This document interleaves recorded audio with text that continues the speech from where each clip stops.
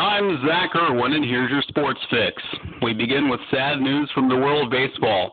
Washington Senators and Minnesota Twins great Harmon Killebrew has died after a lengthy battle with esophageal cancer.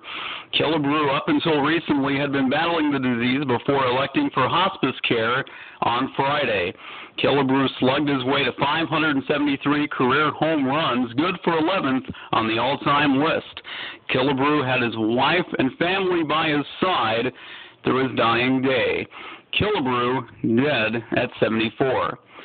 On to the NBA playoffs. Game 1 of the Western Conference Finals tonight between the Oklahoma City Thunder and the Dallas Mavericks. Game 1 is set for 9 o'clock in Big D on ESPN. And the NBA Draft Lottery coming up tonight. The Cleveland Cavaliers and Minnesota Timberwolves are favored for the number 1 pick. Zach Irwin with your Sports Fix.